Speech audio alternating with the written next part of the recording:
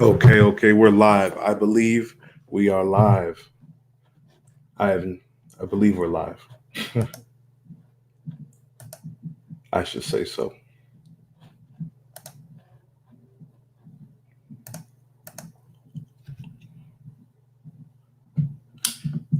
Can y'all hear me out there?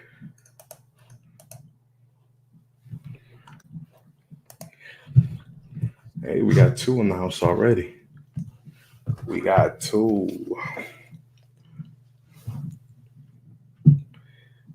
Let me hear you in the chat if you can hear me.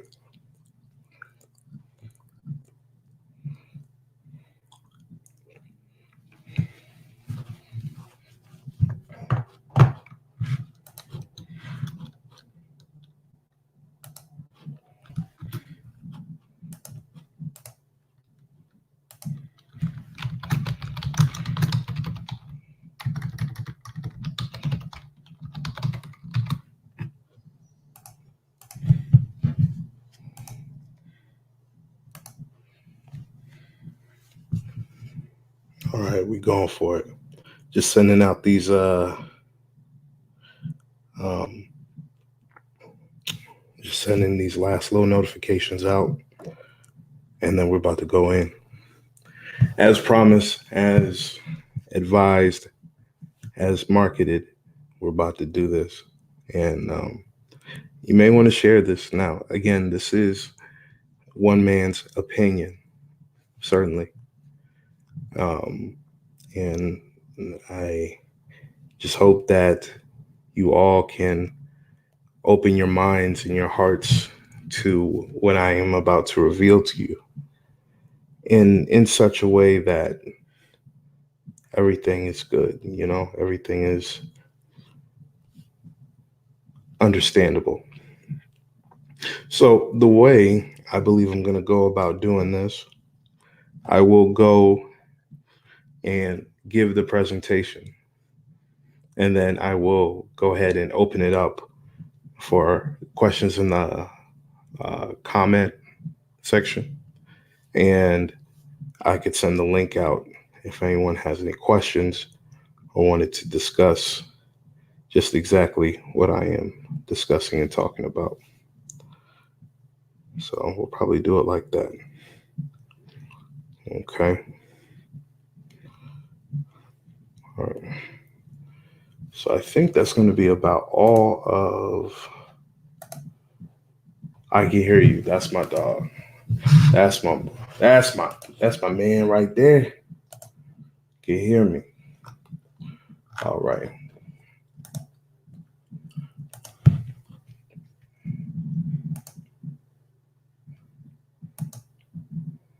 All right. So we're good there. We good on my main one. Cool. And we good on our TRP.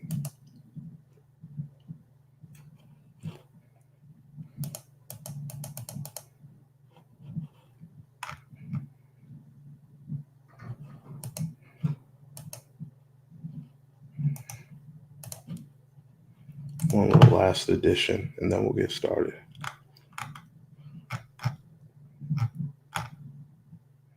There we go. Okay.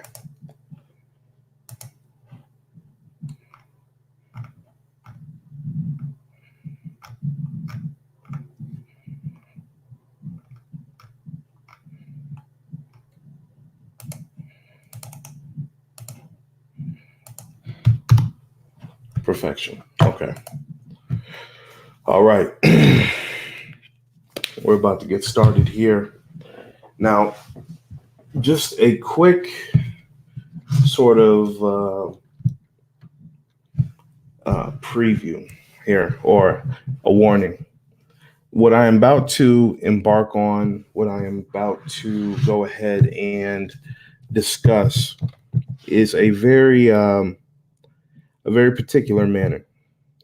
It's going to be it's going to be a little hard, right? It's going to be a bit, what would I say? It's going to be a bit explicit. Mio Joe, JP, hey. Yeah, we're really about to dive into this pretty deeply. So I definitely don't want to lose you guys. Definitely not. And let's see here. Boom.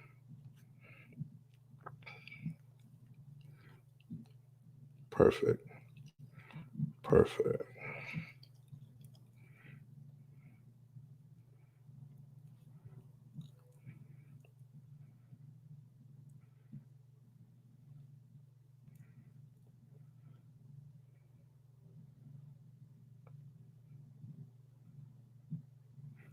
There we go.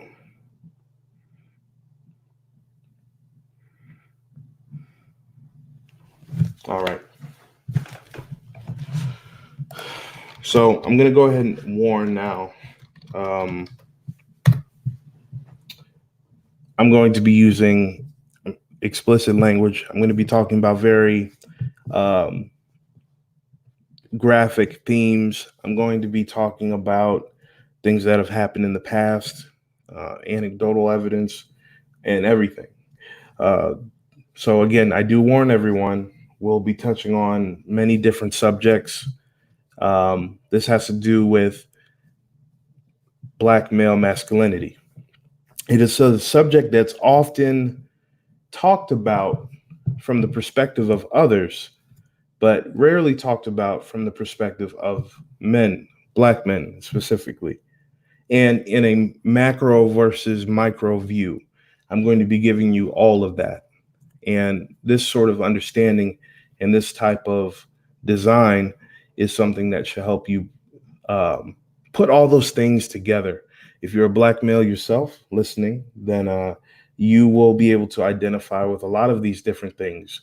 And you'll have an understanding that you are not alone in trying to answer the question of what is Black male masculinity and is there a genocide on Black male masculinity?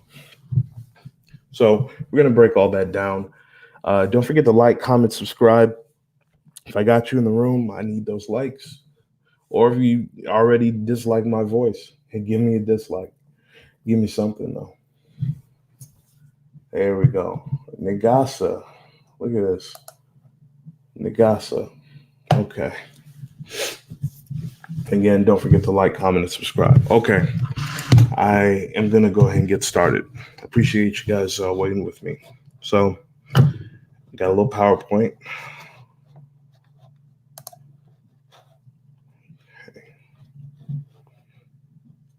And actually, before I get started, let me ask this question. The question is to everyone in the chat. Do you think there is a genocide on Black male masculinity going on today? Or do you think that is an overstatement or an understatement? What do you think? Let's see those answers in the chat before we get started.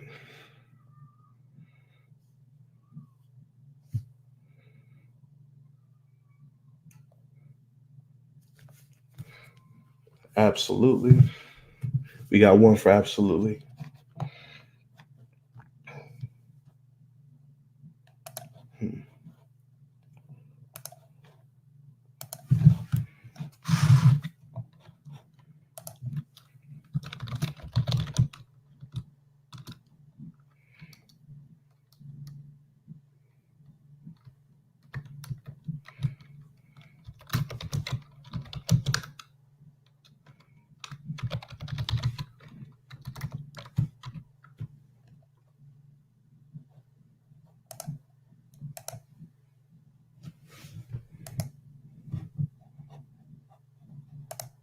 Okay, let's get it going.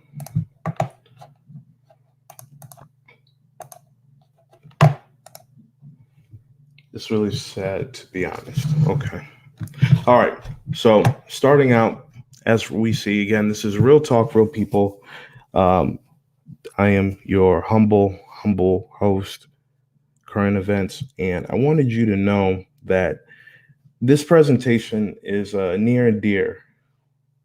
I don't feel there is. She said, I don't feel there is. Well, you may change your mind after this.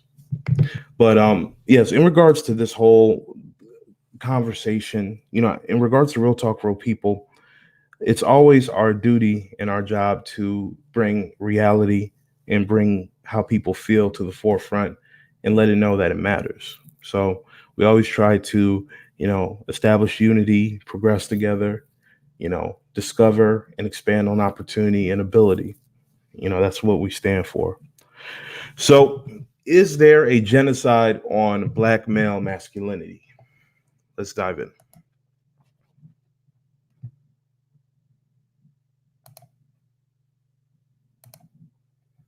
Okay.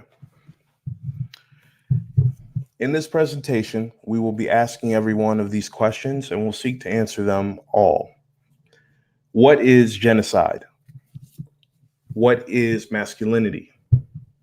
In what ways are Black men's masculinity being undermined?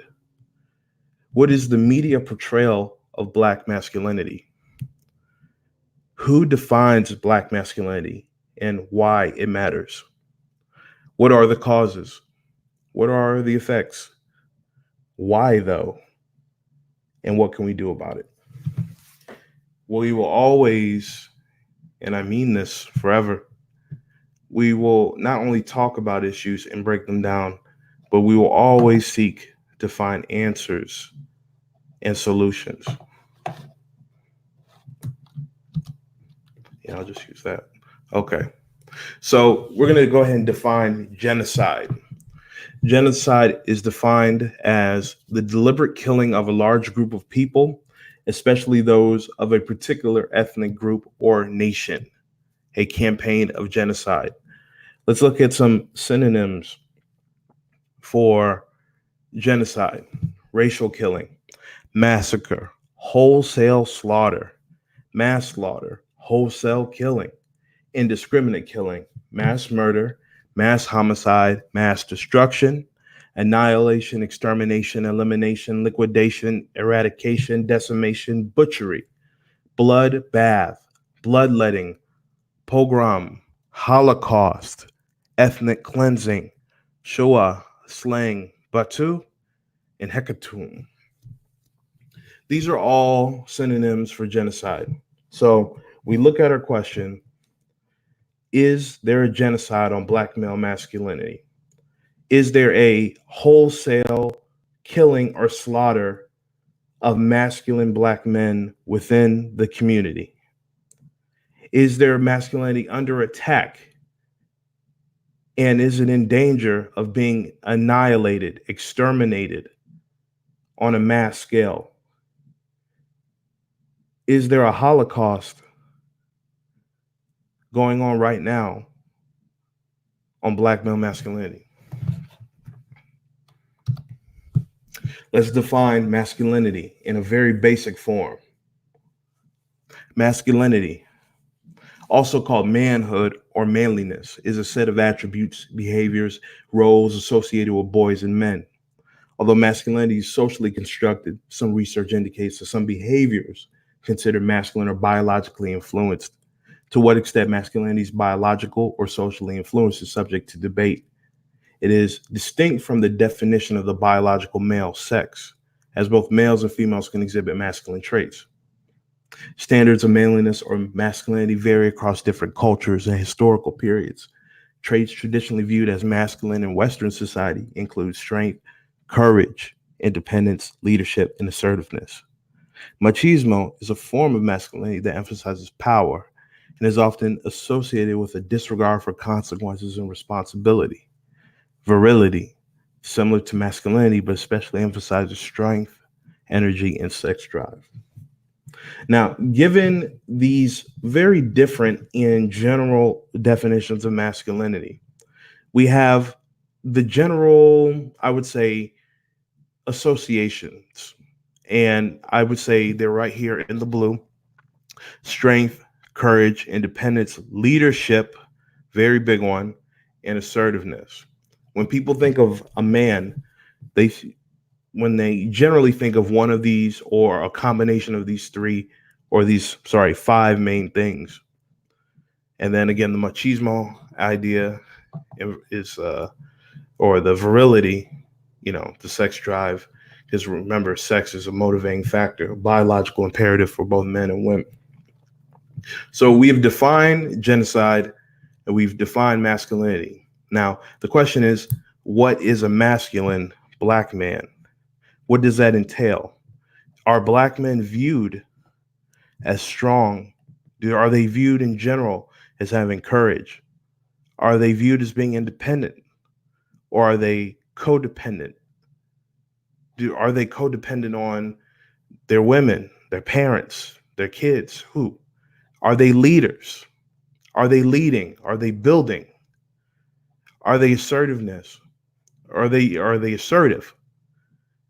Are they only assertive in the bedroom, or are they assertive in the workplace? Are they assertive when making sure they are protecting what's theirs and the weak?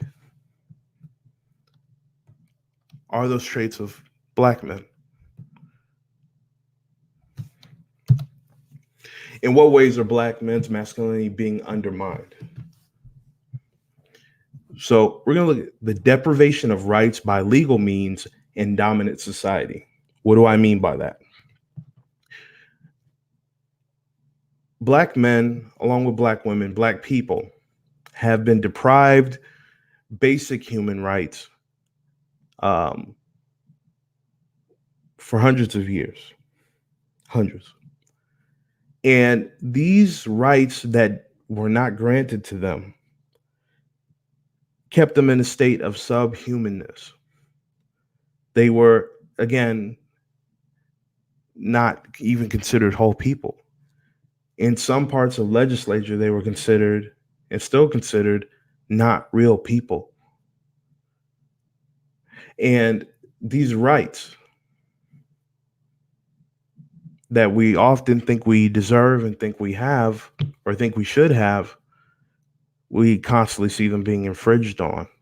So the question is, do black men and black women, but specifically black men, have any rights that people are bound to understand and to recognize? And what do I mean by dominant society? I'm talking primarily about the Western society, which is, if you listen to or have read Dr. Cress Welsing's book, The ISIS Papers, you would know that the dominant society is looked at as Western culture and white supremacy. So if we look at in what ways are black men's masculinity being undermined, they're being undermined by the law as a result of white supremacy and Western values in the United States. Homosexuality in a historical context, and the LGBT agenda in a modern context. So with these sort of situations and things we look at, this whole program is not to disparage anyone, and it's not to tiptoe around anyone either. So what you should understand in the historical context of homosexuality, with dealing with Native Black Americans, Native Blacks, is that homosexuality itself was used as a tool of oppression and a tool of spiritual and mental harm, and of course physical harm as well. And then we look at the LGBTQ agenda in modern time. So we got homosexuality in practice as a tool to harm and oppress in the past. And you have the LGBTQ agenda in modern times, which is adverse to black men's masculinity and the forces at work to undermine that. And then, of course, we have media of all kinds have been used to undermine a black man's masculinity. Whether you hear it on a song, see it on the TV, watch it at the movies, read it in the paper, or just look outside your window, you're constantly seeing symbols, characters, designs that are just meant to bring you to a point where you're not in control of your own image. Black men are not in control of their own image when it comes to being on the TV and all these different things. And that's why it's very important for the men in the community and the women to work together and support their own media, create their own industries so that they can control the image and the images that are being portrayed about them. You got to look at it, you know, you have Hollywood that portrays images of many different people, and you've got people of certain ethnicities that portray themselves. You look at Nollywood, Bollywood, you know, um, all these other places. Well, not those, but they show positive and diverse images of their own people because they build up those industries. So I believe African Americans, Native Blacks, whatever you want to call us, need their own industry. It's one thing complaining about how someone perceives you, but it's hard to complain when you're not doing anything to essentially go ahead and um, control your own destiny, control your own media. So that's something we should go ahead and look at. All right. Okay. Did that come?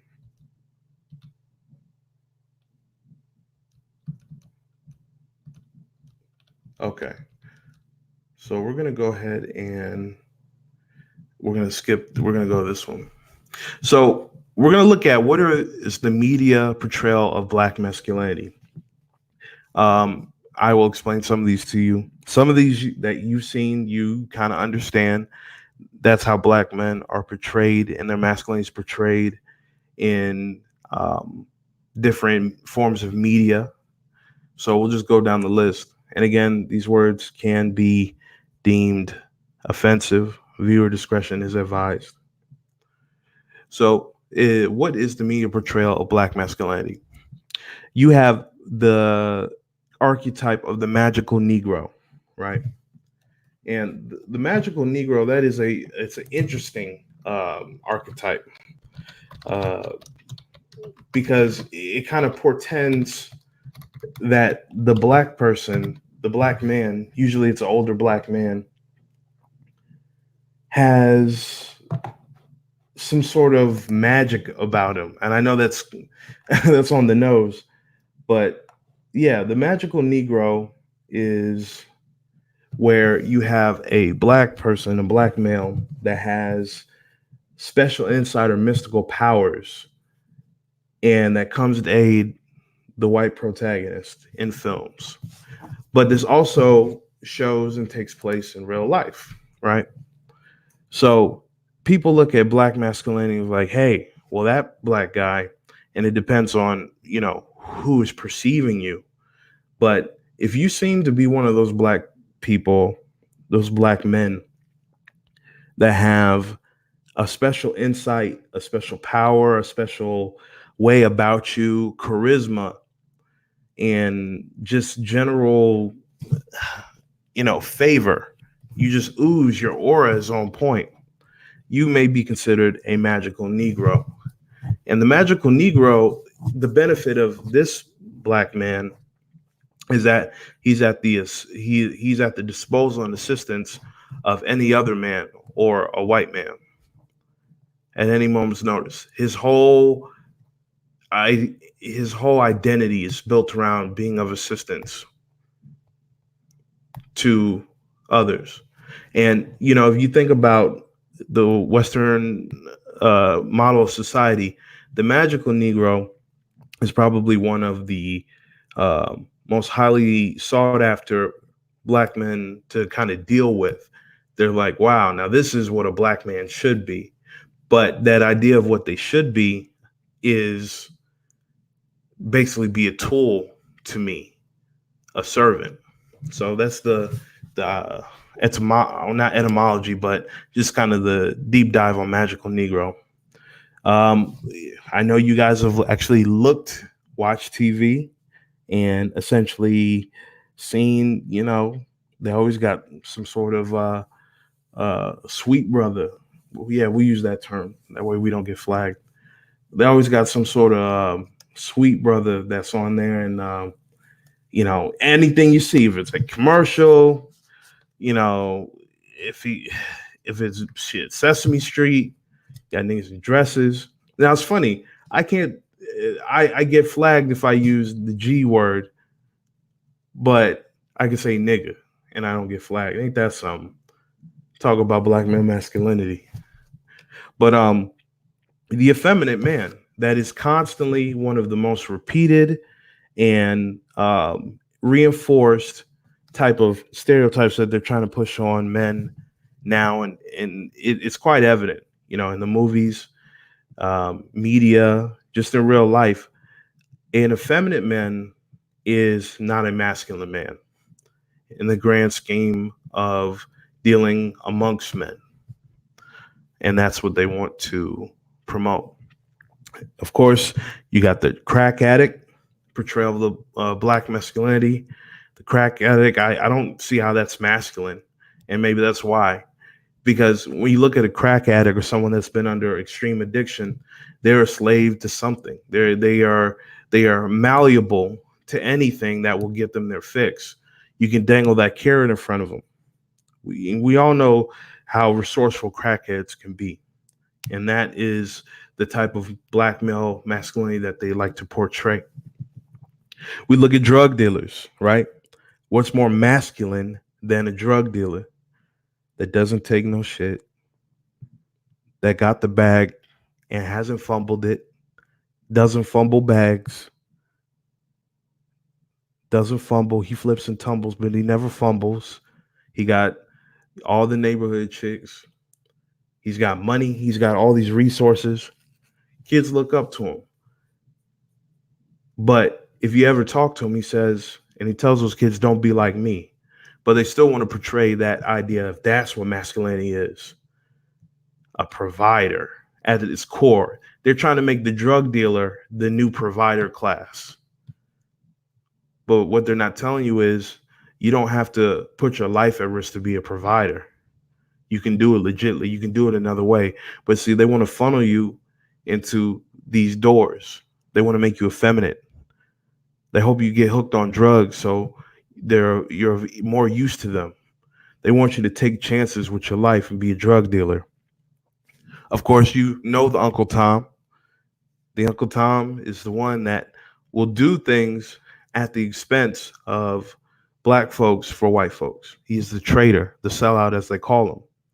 Now, oftentimes, Uncle Tom was also looked at as, the person that was the infiltrator, the spy.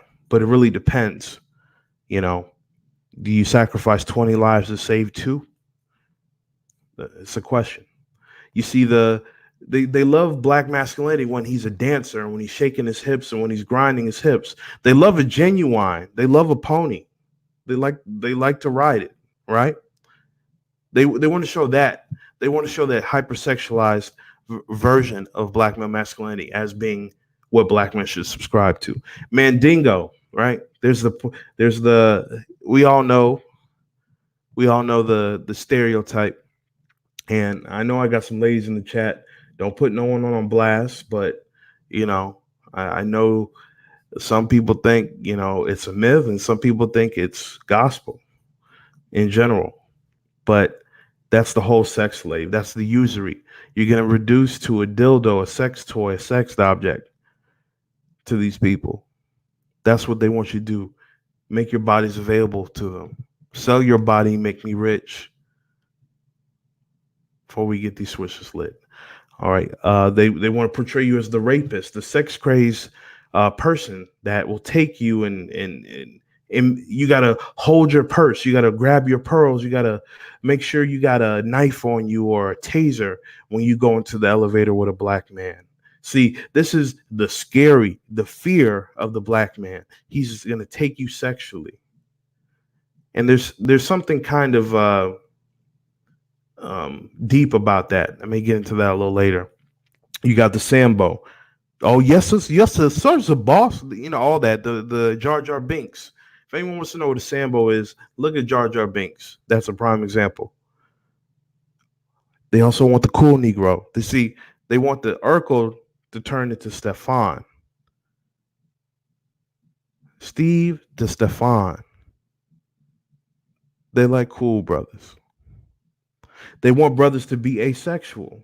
See, when you're around different groups of women and different groups of people, we don't want you looking at our women. We don't want you looking at anyone else. We don't want you to have any desires for anything else. You don't even have a sexuality. You're asexual. You're just here to serve a purpose, and that's it. Again, they what's the word? Promote. Sorry, they promote black men and being homosexuals because, as well, we know, as it's understood in regards to masculinity, homosexual is literally the most emasculating, not emasculated man. It's like the lowest on like the totem pole of masculinity. When you look at or think about a homosexual and the mechanics behind the homosexual, they are not masculine by the proper scale, by the agreed upon scale of masculinity. Yeah. And again, masculinity isn't just strength. It isn't just that you go to the gym and you look like a man. It's a whole package. Just like femininity, masculinity is a vibe. It's so many different things. They want to portray you as violent. They want to portray that these brothers are crazy and that they want to hurt people and not be of any sort of comfort to anyone. And then, lastly, they like to portray black men and their masculinity as a masculine black man is an unintelligent black man. They're just workhorses. They're oxen. They're bulls. They're yaks.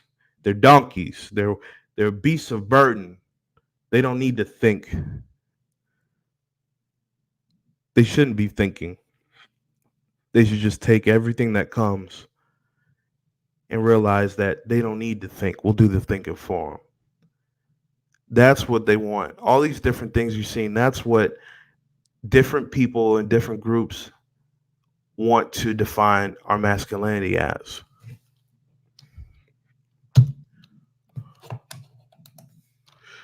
So I want to take our exhibit to this.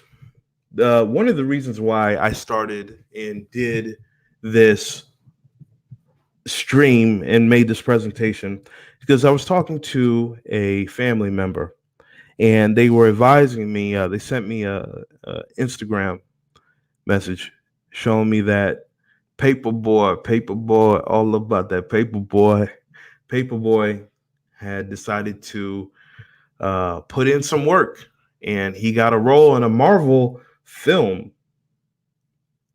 He's going to be Brian Tyree Henry is set to make history as the first Marvel Cinematic Universe's first openly gay superhero. So, Brian Tyree Henry got on a pretty significant role, Marvel film, right? Marvel film. If he gets this, he's going to be pretty good. Now, what is he known for? Best known as his role as Alfred Paperboy Miles in the hit TV show series Atlanta, and his most recent role as Carl in the Joker movie. He's 37 years old and will play the character Phastos, a married man in Marvel's up-and-coming film in the Eternals. So the question here is, why, brother? Wasn't there, I mean, could you have, I don't know. I mean, bro, why? Why do you got to be the first openly gay superhero? Why you, bro? Couldn't it be some of those, any other actors? Did it have to be a brother? Because I think if it wasn't a brother, it was going to be his sister, you know? I think that's how they do it, you know? And they're going to make you the first openly gay Marvel superhero. Wow. Couldn't negotiate that off, huh? See, I guess my question is, if you're trying to promote an agenda, you're going to go ahead and try to take this masculine brother and emasculate him, right? And he's going to accept the job to be the first openly gay brother, an openly gay superhero in the Marvel universe. And it had to be him. Is he doing it for the bag? Does he not care? Does he not see the optics? Does he not see what they got him wearing right now? This is that picture you're looking at was like a year and a half ago. See, he was on Atlanta, and if you know his character, Paperboy is a hard dude. Hard dude. He don't play games. He kind of reminded me of my older brother, actually, a little bit. But what they were turning him into, Paperboy is probably one of the most masculine dudes on Atlanta, quite frankly. Between Earn and the other dude, he's the most masculine one. And for him to play ball, he had to wear that dress. Now, before he wore the dress, before he got all glammed up, he was in Atlanta. But he's an actor. He wants to do more. He wants to get in higher circles. He wore that dress, and then he was cast in the movie as Carl Joker, which is one of the best superhero movies in recent memory. I mean, it made a lot of money. He got some exposure. That's what he's looking for. So, but now he's looking to make even more money. So they're gonna let him make some more money, but he's gonna have to be gay for it, right? Now, the point I want to make is they don't have to do this. They don't have to make he didn't have to take the role, and they didn't have to offer it to him like that. But when you're out for yourself and you don't care how things look to young, impressionable people, what are you doing? See, they always use black folks as what I would like to call shields. When they're getting ready to do some fuck shit that they want to promote, but they don't want to be the face of, they always get black folks to do it. They can always find one black folk, one person to put on that dress, to talk mess about a dead man, to do fake interviews, and then come up with different agendas. They can always find black people to hurt black people. And that's something you need to look at.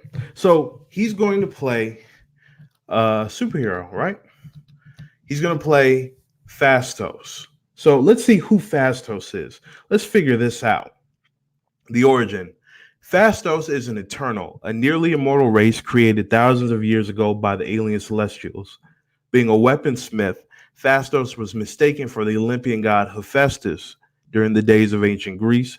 Phastos is more reticent than his others, having a melancholy spirit and an ambivalence towards fighting. Okay, I don't see any nothing gay there. Phastos has lived long with a deep sorrow whose nature and origin is not revealed. Phastos believes life to be meaningless and is searching for someone or something who can show him some semblance of a meaning of life. Nothing gay there. Presumably, this person or object is the focus of his obsession, which he admits to having. Perhaps Phastos' search is the reason why he remained on Earth when most of his fellow Eternals left for outer space. Perhaps, too, his sorrow and his obsession influenced Phastos' refusal to participate in war. Phastos recently turned down a request by his fellow Eternal Icarus to join him in opposing a dangerous new venture by the Deviants. So the character Phastos in the Marvel Universe is not a gay character. I repeat, Phastos is not a gay character. He is a deep character, but he's not gay. So why did they have to make his character gay? Is it because they're letting him play it? Was that the deal? You promote this agenda, we get you into a Marvel movie. Yeah, but that character ain't gay. Don't worry about that. We'll make him gay with a husband. So let's take a look at what Fastos can do. Fastos is a genius level technologist, inventor, and engineer who prides himself on being able to meet any challenge in his fields. Insulated weather adaptation, enhanced metabolism, immortality, teleportation, immunity to disease, psionic or psychic, retarded aging, ages down, doesn't like get old looking, invulnerability, flight, cosmic energy manipulation, like shooting Kamehamehas, and superhuman strength and speed. So basically, this guy has godlike powers. And in order for a black man to play this role, to essentially be a god, you got to make him gay.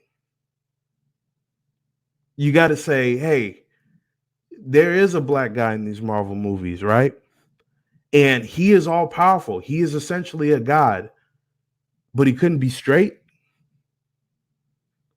So you got Paperboy that's played all these straight roles, and you're going to make a god-like character complex of a person. You're going to make a god character, and it's going to be a brother. Probably one of the first times you've seen a black man being portrayed like a god. And you're going to make him gay? Come on, man. So a black man can only be amazing if he fits into those previous and categories of masculinity, effeminate or homosexual. That should tell you something. So let's take a look at this. What do we have here? This is what we have. We're talking about, is there a genocide on black male masculinity? And what do we have here? We got Martin Lawrence as Big Mama, and we got Brandon T. Jackson as Big Mama's son or Big Mama's daughter. I don't even know the name. I didn't even watch the movie. Right? What is the first thing you see? You see black men in dresses portraying black women and overweight black women and black women that fit the mammy stereotype. Look at Big Mama. Isn't Big Mama dressed like Aunt Jemima? Isn't Big Mama dressed as a mammy stereotype? And you got the son in drag too. So you want the old heads. You want to say that black masculinity is something to laugh at, that a black man, your masculinity is dressing and pretending to be a woman, acting like a woman. That's what your masculinity should be. But let's not take it from me, y'all. Let's not take it from me. Let's hear his words. We're gonna hear some audio from Brandon T. Jackson on this role in Big Mama's house and what his thoughts are. We're gonna let y'all hear it.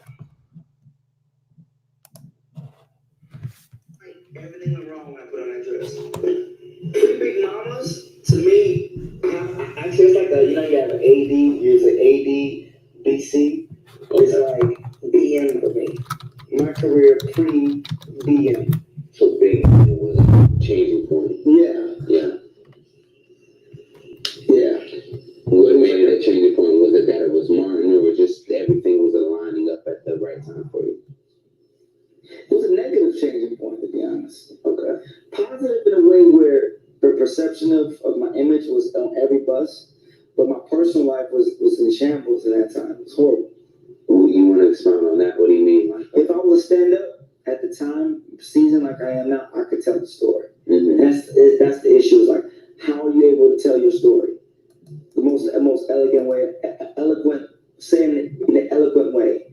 I couldn't say what I was going through because it was almost like if you're a baby, you can't communicate. Yeah, and I just wasn't fully a seasoned stand-up to be able to say what I was going through. But in retrospect, if I could say what I was going through,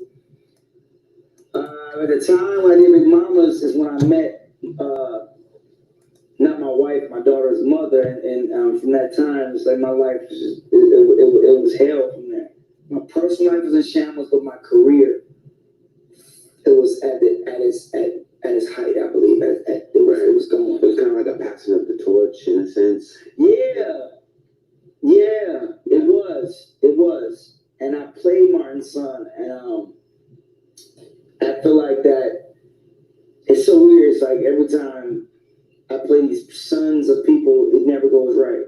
What didn't go right with Big Mamas? It was, first of all, no offense, the movie wasn't that good to me. It wasn't a prolific film. I sound so mean, like, oh, you should be grateful for it. But I'm real. You know, just be real. Like, it wasn't like the best movie. It was an entertaining film. And one, Big Mama's one, that's arguably like, okay, Miss Doubtfire was out. But the whole dress bit was already overdone. I was like, it was hacky, you know, and I did it purely for the money and the work of Martin Lawrence. Yeah. So I didn't do it for the period of comedy, but I did it for the period of work of Martin. But I believe that it was still more than money. Like, damn, I'm getting a good check, you know. Yeah. And knowing you now, and I'm going to kind of set this question up, but in knowing you now, there's a more of an awakened Brandon compared to when he first came into the business. You mentioned the dress. It was a big conversation. Yeah. Did you get like slack when you wore the dress at that moment? It wasn't slack from people. Only Cat Williams. Cat Williams was trying to always say, Brandon, don't wear the dress. He called you, or is it... No, he was saying it in the media, so I thought he was heckling me. He was really trying to help me at the time. I didn't know that. I was immature. Right. I feel like, dang, why I'm trying to make it. Why are you bashing me? And then he was trying to warn me, you know, don't get in the dress. So the awakened Brandon, he couldn't pay him $1 trillion to get in the dress. Yeah. Was there like, how did they present that? Well, you knew right away you had to get in the dress. I did the scene on lottery ticket. Okay. That scene on lottery ticket. After that, they were pushing this dress on me. It was something about that scene that touched a lot of people, and I think it was too real. I think they did the same thing like to Tupac. But when they were too real, they started looking at you like, hold on, how'd this slip past us? Who's this guy? You know what I mean? And then it's like, you know what? Yeah, he might be a kid. Just put him in the dress. What do you think the dress is about? Is it to tone us down, to tone that realness down? I think the dress, personally, is a thing that is not in our culture to do. And I think everybody will want to put their culture on us. No, not to hate your culture or your God. Mm-hmm. If your God say you can put on a dress and their culture is normal for you, that you have the right as a human to choose that. But me, for my God and my culture, my ancient culture, we didn't do stuff like that. Yeah. So I was cursed by it. I believe it was a curse that went with that personally, because nothing went right since then. That's truthful. No one can tell me, hey man, you think it too much, man. You know what I mean? Everything went wrong. It's like everything went right. Everything went wrong when I put on that dress. I'm telling you, I lived it. Yeah. Is there any like even Martin, things went wrong when he did it too, but Martin is very anointed. Martin is a very strong man. And Dave Chappelle said that too. He said things about that too. And something, if you look at Martin's Arsenio Hall interviews, you look at him now, something's changed. You know? Yeah, but Martin, I noticed that too. Not a shot, but something's changed. No, he definitely had like a lot of fire behind a lot of energy. He's gotten older, but I don't think he's gotten that old. Eddie Murphy's old. He still has a fire to him too.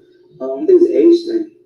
Yeah, my dad has a fire. He's almost. You think maybe it was more of the business that kind of it took so much out of him? Honestly, I think it's a spiritual thing, but everyone has their own journey.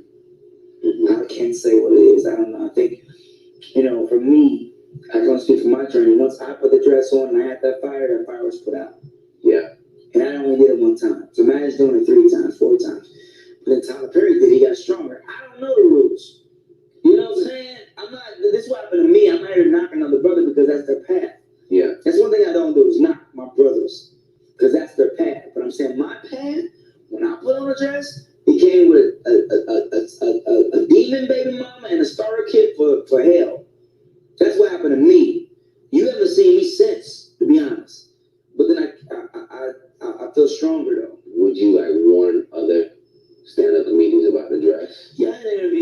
where I would do it. I would do it eloquently and say I wouldn't wear the dress if you're chosen. You know, some people can wear the dress; it doesn't affect them. But you know, I don't know. For me, it worked. So I can say I wouldn't advise anybody to do it. Just who wants to roll that dice. Yeah, and as you look back on it now, I kind of would never. If I had a time machine, you know, when we was with Marty McFly, I would go back, you know, and punch myself in the chest. Okay. So that was an interview with Brandon T. Jackson. He was talking about how he felt his spirit change. He had just did lottery ticket with Bow Wow. He was trying to, again, you know, go into these other roles, these other things, trying to be a more diverse actor. Now, Brandon T. Jackson was playing the game, right? So he was on lottery ticket. He wanted to work with the big boys. They let him on Tropic Thunder. What did they do? He was a rapper, masculine rapper. They were actually mocking his masculinity. And the whole Tropic Thunder was a commentary on black men's masculinity. Think about the concept of that. Just before we get in, think about that. In Tropic Thunder, you had Robert Downey Jr. playing a black man. It was a joke within a joke. And you got Brandon T. Jackson, who's an actual black man, less masculine than Robert Downey Jr., the white man in blackface. Because Al Pacino turned out to be gay and homosexual. Again, these are these understandings and these avenues that they try to push black men, whether in, you know, everyday or entertainers, into these stereotypes, these archetypes, the effeminate, the homosexual, the violent, the drug dealer, the Sambo, all these different things, the magical Negro. They want black folks to fit in these boxes, and they can accept their masculinity if it's under any of these pretenses. Now, you heard him talk about how things changed for him, about the situation with, as soon as he put on that dress with Martin, you know, he did it for the fame, he did it for the check, he did it to work with Martin to get to a higher level. And that's what these Hollywood type situations and entertainment situations happen. They try to make you play the game. They're pushing an agenda. I know some people may not agree. I had a great conversation with somebody a little earlier today, and they didn't necessarily agree there was an agenda being pushed in that way. Whereas I said that I do believe there's agenda, there's precedent, and there's proof, you know. Yeah. Yeah, can't they just not accept the role? And that's a good point, Alyssa. That's a really good point. Can't they not accept the role? And they can choose to have enough dignity, but if they turn down a role that involves them being emasculated or homosexual, it stonewalls their career. And as you heard what he said, he did Big Mama's House, his life, the way he was perceived in his personal life, you know, it degraded. He lost, like you said, the fire, his masculinity when he put on that dress. And he said it'll wear down a man. A real man, a masculine man, that wears down when you're put in situations where your masculinity is being reproached and undermined and trying to tamper it down, extinguish it. So it's a good point. Is black male masculinity the same as blackface? No, it's not. It's certainly not. I'm confused on the relationship here. The relationship, it's all about the money. Can't they not just accept the role? Very, very good points here. But the thing we shouldn't forget is what he said when he said he would have never put on the dress. He would have never compromised himself or allow that image of him to get out into the community. Because masculinity means something. to a man, maybe not to anyone else. And I think it means a lot to everyone else because that is a quality of a man that makes a man a man. So if you're trying to take away that very fundamental quality from the man, then you're going to have this aversion and the regret. Thoughts on the movie Django? Django.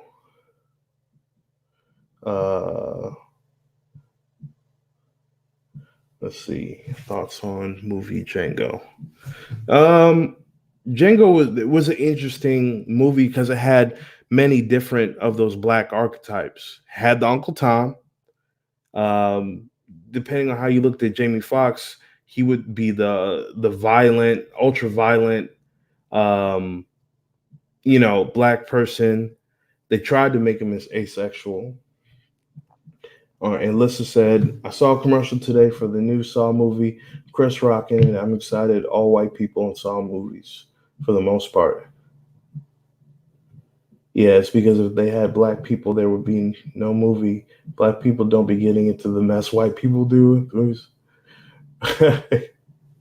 Valid point, man. It's a different type of life. All right. So let's dive into that. So you guys are seeing The Dress, right?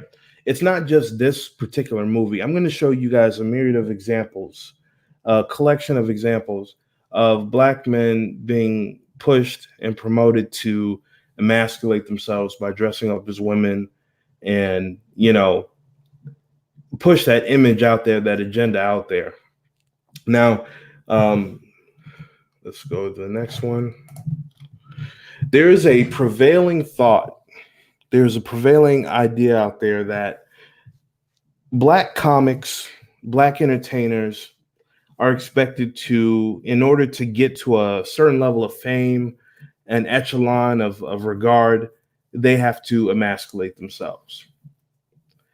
Most of the people that you've seen, brothers that you've seen, funny brothers that you've seen, have worn dresses in Hollywood and in media and stuff. Here are some examples.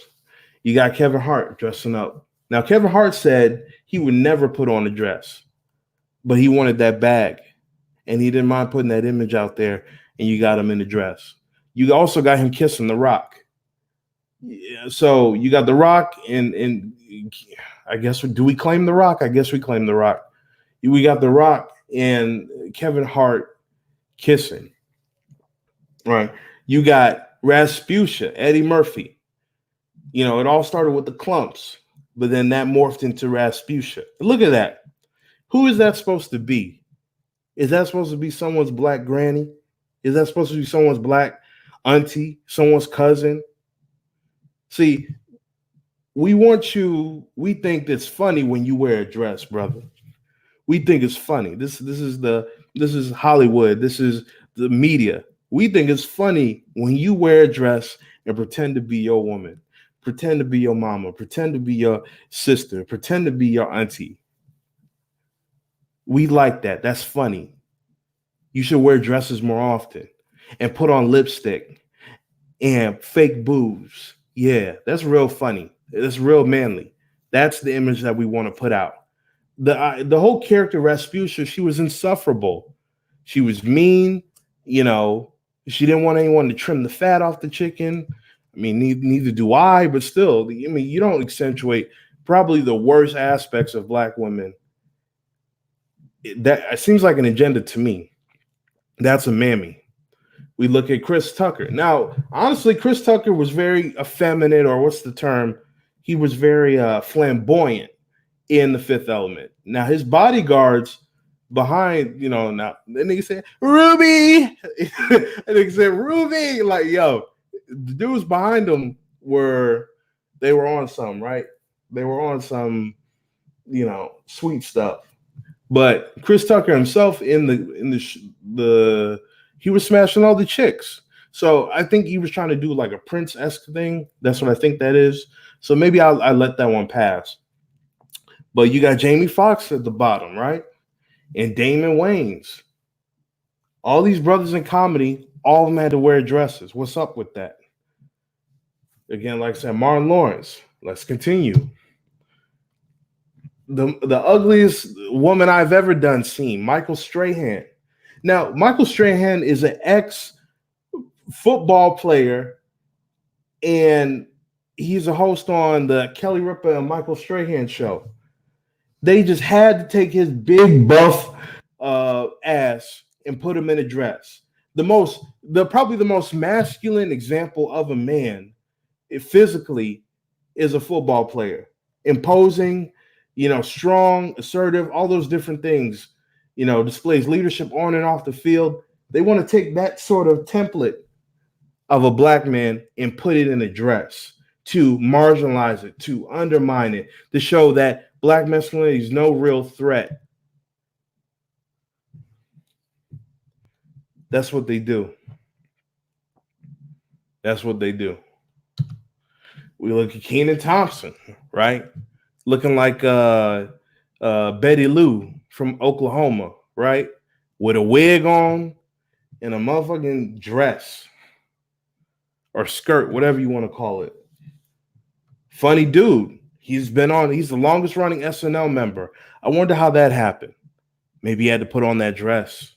Maybe that's what kept him in the game. Are you seeing a pattern now of black men? If you want to elevate, you've got to emasculate. In order to elevate, they want a black man to emasculate. Because that's the only way they feel comfortable. That's the only way they feel that you should be able to compete. They want you to handicap yourself in this game of life. Yeah. Sue gets it, right? She gets it. And let's see. Don't other races do this? Hold on. Don't other races do this too? I've seen them on Jimmy Fallon where the girls in the basement. Yeah, the girls in the basement, Jimmy Fallon, that's different, right? And the way I see it and the way it's different is you're not constantly white. You got to remember white masculinity. There's tons of positive and masculine examples of white masculinity. Think about this. They call black folks that lived in the jungle brutes, right? They called them beast and cave people, not cave people, beast, brutes, barbarians, stuff like that, right? And those are negative examples. But what is a barbarian if he's not a gladiator? What is a barbarian if he's not a fucking Viking, right? What they have all these mere examples of the things that say black men shouldn't be, and they glorify it, saying that this is what they should be. Soldiers, all these different things that white men can be. And yeah, there'll be a few white men wearing dresses, but not every white comedian had to put on a dress. I'm giving you multiple examples where if a black man wants to get to, in let's say in comedy, a whole new level, get on TV, get on that, he's got to put on the dress and emasculate the image.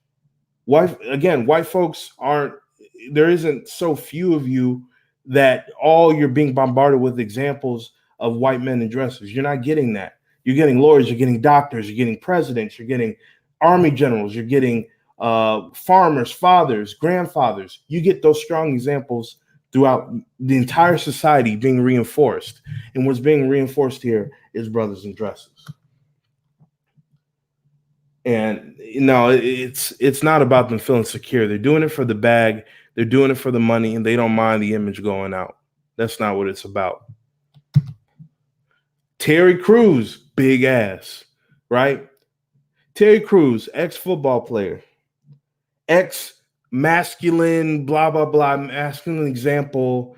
Well, he was in a couple of the Stallone movies, The Expendables, in White Chicks, the brother was on point. They like to take the most masculine, physically masculine examples and inverse them and emasculate them. This is in media. This is in TV. This is in music. Look at this, Terry Crews. You can't take that man seriously. That man ain't no threat. That man ain't gonna compete against you. They don't want him to compete.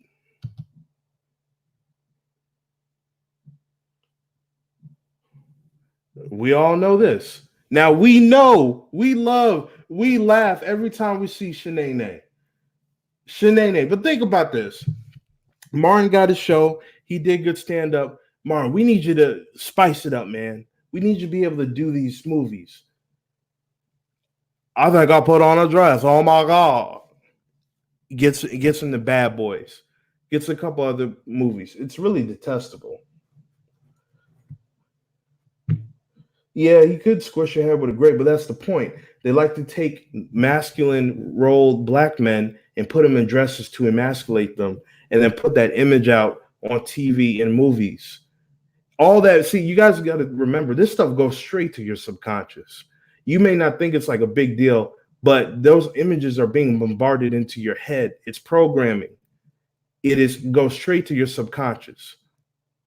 And it tells you not to take brothers seriously.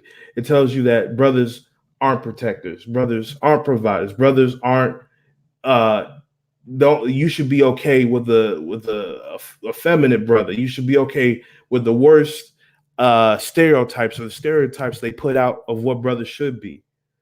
Right? That's what they want you. They want to define brothers. They don't want brothers to define themselves. That's interesting. Well, I'm glad you take brothers very seriously. All right, Shanae, that's an example. And we all know Medea, Tyler Perry. Listen, on the first one, they were more masculine because those are more popular. Well, I'm glad you don't think about that, Alyssa. But again, like I said, it's a subconscious thing that's being bombarded into your psyche. It's not something you would necessarily notice. So you got Tyler Perry. We all know how much money he made. Think about that. Would Tyler Perry have made as much money as he did if he was trying to teach these family lessons as a man? If he was Uncle Joe, would he have become successful like that? See, they say, there's this man, he's a great actor, and he puts on these plays. Yo, let's put that image out there. Now, some of his movies definitely got, I like Acrimony, and Acrimony is a great movie. That was actually one of the more masculine movies he's done, and there was no, cross-dressing or anything like that. But these are the images. They're like, yo, let's put this widespread. And, he's got hundreds of millions of dollars. He's created studios. Now let's see what he does with that money to create more opportunities for brothers and sisters to make movies. Because if you remember, Tyler Perry hasn't really put anyone on. You got like brothers like you saw Martin Lawrence putting Brandon T. Jackson on, Eddie Murphy putting Martin Lawrence on. That's what you're seeing. You can't name one person Tyler Perry's really put onto mainstream acting and appeal. He doesn't do it. Okay. All right. So y'all seen these examples. I know I'm beating this with a dead horse, but y'all got to understand. This is the image. When Young Thug came out with his Jeffrey album in a dress, this nigga, okay, excuse my language. This nigga talking about slime. He talking about on slime, turning niggas into pasta and spaghetti, and that he's a killer, that, he wants them bricks now. Uber hyper sexualized rapper, again, the violent drug dealer type mentality that they want to say that this is the masculinity they want you. And then I don't know how much they paid this man. You got this homie in a dress. And you got people feeling weird about supporting Young Thug. You'll be like, man, I can't mess with Young Thug because black folks are averse to this. But they're trying to push that out. Billy Porter. Now, I don't know what he's been in from. I think he used to be a singer in the 90s. And I don't know, he's on some sort of show right now. He was on Sesame Street wearing dresses, wearing a wedding ring, married a white dude. I mean, Billy Porter, he I think he just won like, or, I don't know. I don't know. Academy Award. I don't know what he won. He won something. And they like to, again, put examples like RuPaul and Billy Porter up as what black male masculinity should look like. They want them in dresses. Well, yeah, I mean, RuPaul's Drag Race is different, like from the aspect that it's a whole bunch of diverse, different people. I'm talking about specifically the black men that they put in dresses. You know, Jane Smith with, his unconventional self. You know, dresses, skirts, all that. I mean, that's the examples that they're putting out. You know, let's keep going. Fashion designers designing dresses for men. You would see this type of dress on a female, on a woman, and they got niggas in dresses, man, with their legs and skin out. You gonna take that brother seriously? For real? You gonna do business with that brother? You gonna expect him to protect the community, or you can expect him to run, scream when things get hard, obstacles come, men come with guns, someone kicks down your door, drags out your family. You expecting this man to protect, provide, and fight for you and with you, to build with you? You expect the image of this man or these men? I don't think so. And again, more examples. You can't see it's all grainy. Wesley Snipes, Tu Wong Fu. I saw that as a kid. I didn't know what was going on here. More Rasputia, Kevin Hart, Eddie Murphy, Medea, White Chicks, Jamie Foxx. These are examples that are in your subconscious that they like to promote. This is the type of black masculinity that they want. This nigga in a wedding dress. What? Now, I know a lot of people like Will Smith. I like Will Smith. You feel me? I love, the dude, he's got talent. He's a great dude. That's what he's good. I like him. I think he's got a lot to say. He's got a lot. But I want to nail this whole forcing black men to emasculate themselves to gain higher levels of fame and money and regard by promoting emasculated images. I want to bring that home with this.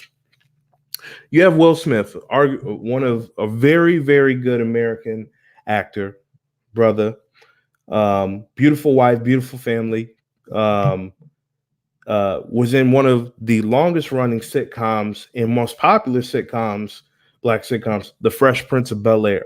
He made going from street to the suburbs cool. A lot of good family values and things in The Fresh Prince. Now, when he got out of The Fresh Prince, this movie, if you look on the screen, you see a semi-naked Will Smith with a semi-naked buff white guy, and you see a woman at the edge of the door. This is a scene off of the movie called 6 Degrees of Separation. Now, I saw this movie years ago, like more than 10 years ago. And I didn't know Will Smith did a movie. Again, I think this was 1992 maybe or something like that. And this was fresh after Fresh Prince had ended, not ended or something like that. It was in the whole Fresh Prince era, or maybe the end of that. I'm not sure. But the point being, you got Will Smith naked in the bed with a man. Now, the character that he was playing, this is a good movie, by the way. I mean, I would suggest watching it. It's great. But the whole point is, you got this uber intelligent young black male character in an Ivy League college, and he got kicked out by his parents, and he needed a place to stay. Wealthy New York benefactors give him a place to stay. They get in touch with him. This scene is a pretty long scene, and it is graphic, so I'm only going to play the audio, but I'm just going to let you guys see. Will Smith did this. In order for him to be the actor he is today, he had to emasculate himself.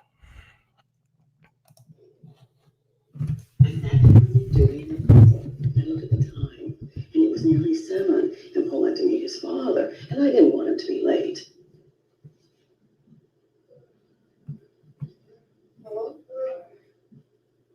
Paul? Paul, you okay? Paul? What the fuck's going on here? Who the fuck are you?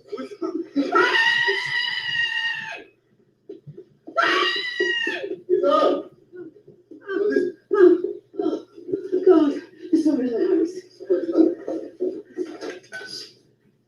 Hello? Thanks. I need help with you, right away. Hey, how you doing? All right, come. Oh, nice stuff. Fancy. Oh, I can explain. You went out after we were asleep and picked up this thing? brought this thing into our house, thing, get out of my house. Stop it, he might have a gun! A gun? Yeah, I might have a gun. I might have a knife. No,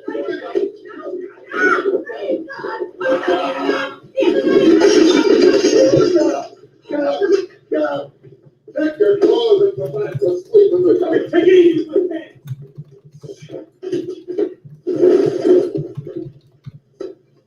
Fuck you. Oh, my God. Please don't tell my father. I haven't told him. I got so lonely and so afraid. My Give dad me was my coming. $50. I spent it. You had so much. I couldn't be alone. Yeah. Oh, Everything all right? yes, of course, everything's all right. Just make sure they leave by the back door. I'm so sorry. Yeah. Yeah, well, you're sorry, man. You're sorry. Now, again, they had him doing a gay sex scene in 6 Degrees of Separation. And I told you, in the industry, they want to emasculate black men. So they either put you in dresses or they'll put you in compromising homosexual positions. And let's see what happened to Will Smith's career after he did this movie. I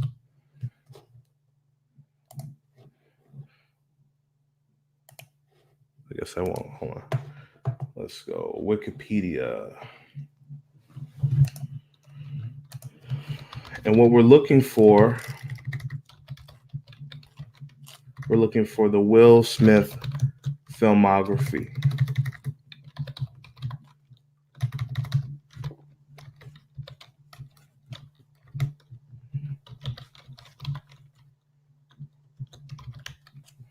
All right.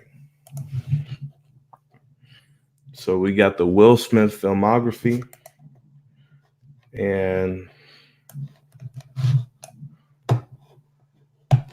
let's see here.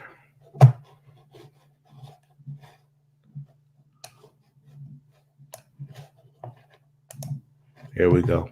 All right. So I want you to take note. After Fresh Prince, he had his first two films.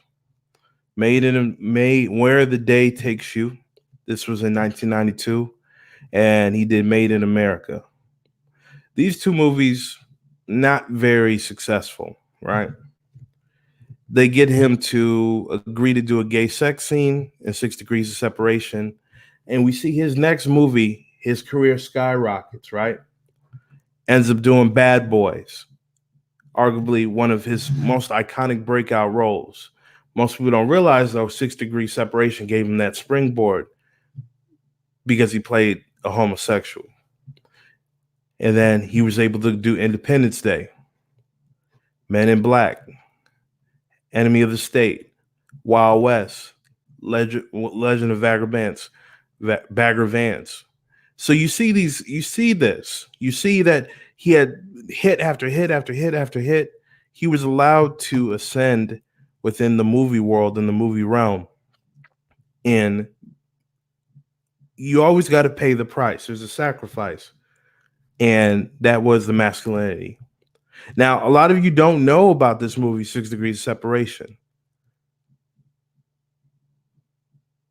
You don't. A lot of people don't know this is what springboarded him to all of this. Men in Black 2, iRobot. He's had a pretty successful career. I Am Legend, like some of you talked Pursuit of Happiness, Secret Life of Bees, Lakeview Terrace, all of this stuff. Suicide Squad. It all comes from that.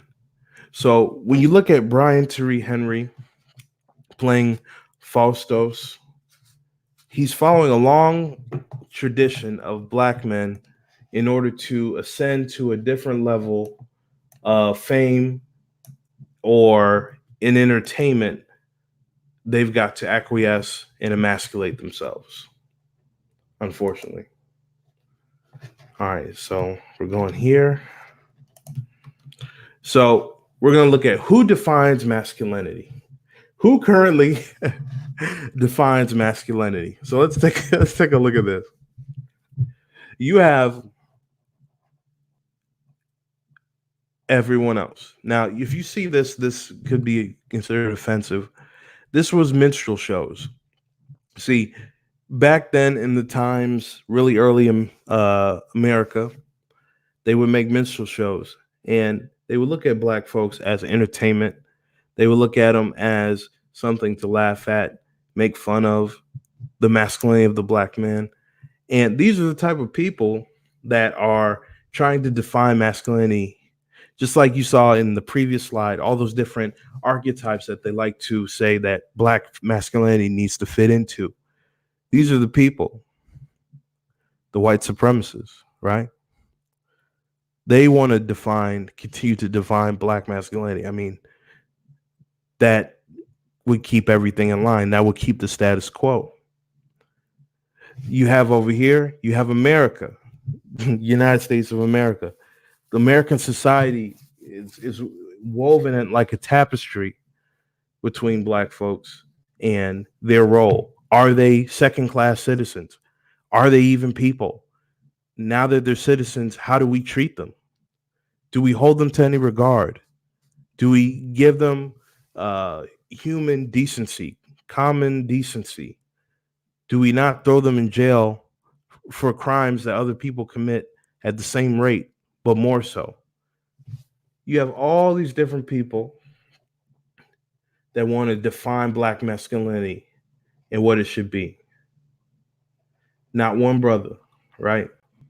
You notice some pattern, right? We look at this. We see the whole swirl movement. Who wants to define masculinity? Those in power and black women, right? See, they believe that they should be able to define masculinity because they birthed you. If you birthed them, if I'm your sister, I can tell you what a good man is and what a good man isn't. I can tell you what's a masculine man and what's a masculine isn't. And in this society and in this day and age, within a gynocracy, what I say your masculinity is what you should strive to. A lot of it, that's just what that is, some prevailing thoughts about it, that black women should be able to say, this is what a man is. This is what I look for in a man. This is what male masculinity should be. And black men should fall in line with it if they want to get, their own women. You got media. This is media. Destroy this mad brute. Enlist in the U.S. Army. King Kong poster. LeBron James. Now, doesn't that look like an analog shot for shot? So he's the brute, huh? He's the beast. He's the monster. He's the subhuman. He's not even human. And here's our white woman. He's got our woman. See, she's human. He's not.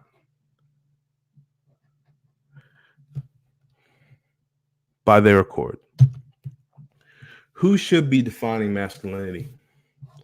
In my humble opinion, being a black man, I do believe that brothers should define what masculinity is. Black men themselves, our OGs, should talk to our parents. Each generation should talk to one another respectfully. We need to have a regard for our elders, but we need to respect our youngers. We need to get together and decide what we want to do as the leaders and the protectors, the providers, and citizens of our own community. We need to get together. We need to discuss it. We need to get on code. Brothers should be defining masculinity, no one else. Not men, not other women, not media. Nothing should define what a black man's masculinity is. And no one should define what a black man's masculinity is and define it. No one but a black man. So we have here, what is the theory of the cause? So we were looking at one of the questions was going to be the cause and the effect.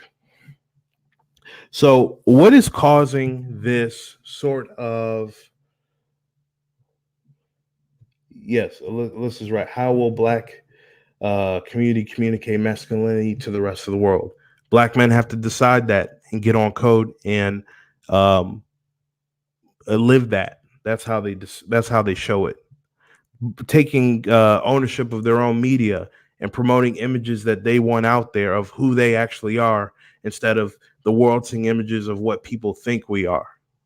That's how we'll do that. Now, the theory of the cause. Now, this is going to be you got to work with me here. I know you guys have not read the ISIS papers by Dr. Francis Cress-Welsing, so I'm going to summarize this as quickly, concisely as possible, and I hope you get it. I will open up answers later, but let's take a look at this. The theory, the cause of this genocide on black masculinity is very simple, and it is a cause for all sort of melanin hatred and misalignment. Genetic survival, right? Genetic survival is the reason why a lot of the things that happen in our society and around our world happen. The question is, whose genetic survival is the cause of black male masculinity being undermined? It is the non-melanated man. It is the dominant white supremacist society that wants to continue to remain in existence. Now, what are you talking about? The birth rate for Caucasian Americans and Caucasians in general is at a tremendous negative birth rate. There are more ethnically white people dying than there are being born, which will cause a dwindling of numbers. We've already seen a dwindling of numbers in the United States, and you're seeing that throughout the world in most European countries. They aren't having enough children to replace themselves. So what happens when something like that happens? If for one reason or another, Caucasian women aren't able to have as many children, or they don't just choose not to have as many children, white people numbers start to dwindle all across the planet, but especially in the United States. And that's why you see these huge pushes. That's why Donald Trump got in office, because there's these huge pushes to sort of save the white collective from genetic annihilation. And Donald Trump is the one that made America great again, quote unquote, and is protecting the white class of Americans, basically, and does things to help the Caucasian ethnicity in general. Prime example, Donald Trump put a ban on pregnant women, right, coming into the country from foreigners, except everyone was banned except for 39 countries. And every single one of those countries has a non-melanated or a light, super, super light melanated woman, a white woman, essentially. Their women from those countries are allowed to come over that are what you would consider genetically white and Caucasian. They're allowed to come to the United States if they're pregnant. And if they have a baby, it's fine. But there's a travel ban on melanated and pregnant women, foreigners from other countries. And that was maybe a month ago. Most people let that fly under the radar. So a lot of this, again, is about genetic survival. So again, the question is, why does there have to be a genocide on black male masculinity for non-melanated folks to survive, for the status quo of the dominant power structure and white supremacy? If black men become less masculine and black men, the natural sort of um, progression of that, of an emasculated man, is a man that becomes effeminate and thus ceases to be able to provide and continue and sustain the functions of being a man within a community. So if you, and that's kind of a dark turn, but put it this way: if you need, in America at least, melanated folks, black folks, native blacks, to stop reproducing so much, you're going to be pushing a whole bunch of different things: Planned Parenthood, abortions, incarceration. Got to keep the man and the woman separate. Incarcerations, other certain things like that.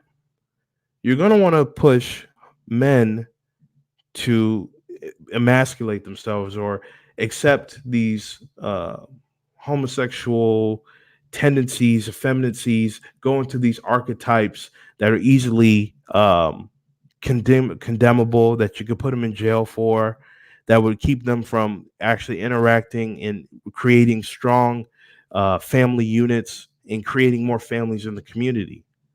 They don't mind, and they really don't like the fact that, black men, black women, have children with each other, way more children than they do, So they're like, maybe we can't, get above replacement, but maybe we can get other people to not have as many children. So maybe, and again, this is just one man's opinion, maybe there is an agenda out there that wants black men to not be able to compete, to run when adversity comes, to run, scream, and hide behind their woman. Maybe there's an agenda out there that wants black men not to find black women sexually attractive, not to have families, not to have cohesive units. It's all good. And if you have less black people, then the chances of your Caucasian DNA from being bred out, the chance of that decrease. And I know that sounds very simple, but like that's what it boils down to in like genetic survival. Because you got to think about this, man. This is probably not going to stay on YouTube long. One of the things you got to think about is the fact that you can't kill black people across the world fast enough. It's impossible. You give them AIDS, and that should wipe them out. Oh, damn. It's gotten out to other folks. Damn, I guess we can't just isolate in Africa. Damn. Okay. So, black folks, in the Africans, they think they got AIDS, right? You say, yo, let's push this image of this brother liking this other brother, right? Kissing on this other brother, touching on him, all these other things, or the sister, but we're talking about the men. Let's put them in a dress. Let's make these men act like women. Let's put these images in their subconscious. Let's effeminize them so that the women are stronger than the men, that the women run everything and the men are there to be their helpmates and to support them and be docile. Let's emasculate the boys. And let's emasculate them at such a young age that they become averted. There's a whole bunch of things at play. And it's not naive to think that, because we see example after examples. The problem is the examples that we are seeing, no one has put them together quite like this. But that's what Real Talk, Real People seeks to do. We seek to connect the dots. So the reason why you see this assault and genocide on black male masculinity is due to the genetic survival, or the attempt of genetic survival by the dominant society. What are the effects of genocide on masculinity? Nothing's wrong with powerful women, but you can't empower your women at the expense of your men, because the men have the role of protecting, providing, guiding, and leading the community. And you can't do that with a woman. At least in the Western society. Now, what are the effects of this emasculation? You got males, not men. So what do I mean by males, not men? You got dudes, boys that look like men physically, but they have the mentalities of boys, or the mentalities of effeminate, women. They think like their mothers. See, they look like their fathers, but they have the mind and heart of their mothers, and that doesn't make for a masculine man. If they see their mom overly emotional, how do they know? Not overly emotional, just emotional, as women are, in touch with their feelings, then that man is gonna be, or that male is gonna be in touch with his feelings, which is fine, but you got to be able to temper that with the logic, which is innate within every man. But if you don't have a man there to guide, if you're seeing images constantly being beamed into your subconscious, with things you hear on the radio that promote that you shouldn't seek to protect, you shouldn't seek to provide, you shouldn't seek to guide, you shouldn't seek to lead, you shouldn't seek to love, you shouldn't seek to hold dear. We don't want you thinking about things like that. Leave the thinking to others. But you see in other ethnicities and other cultures that they are, for the most part, value masculine men within the community and don't let anything. They'll go to war over someone trying to emasculate them, because they understand the power of that. Just as Brandon was talking about, he said he lost power and he regrets putting on that dress. The other effect, effeminate men, like I said, an effeminate man is more likely to run away from adversity, or protecting someone, or hiding behind someone that needs protection, that needs help, uh, that needs men. Men and women need each other. Let's not get mince any words. We need each other, and in a man like that, unfortunately, he's not going to protect you. He's going to look out for himself, or he's going to hide behind you, expecting you, the woman, the vessel, the mother, to protect him. No, no, no, no. We each have very specific and crucial roles that work with us, biologically, spiritually, all of that. Yeah, I'm a man. So maybe I can pick up more weight. I know you could do it, but it's easier for me. So let me do this. You, let's say you cook, right? I cook too. I cook pretty good, but you cook better than me. So, what? I'm going to let you do that. See, it's not about me doing your role or you doing my role. We've got separate roles, and they're both important to us surviving and us thriving. I respect your role. You respect my role. We don't need to switch anything up. And see, if you don't have a masculine man, if you got a man that's willing to live off you while you go to work, if you got a man that's willing to stay at home all day and be homeless, or be homeless and allow you to lay next to him homeless, that's not a masculine man. Those are the type of men that you're going to deal with if you allow these images and these sort of situations and this assault and genocide on black male masculinity to continue. You're going to have men in form only and not in substance. You'll have empty husks of men with no principles, with no fire, with no light within them. And you can't let that happen, because that causes the deterioration of the community. The community ceases to exist. It can cease to continue to have any power to protect, to gain power, to become anything more than just a collection of people that live near each other but have no other connection or love for each other other than that.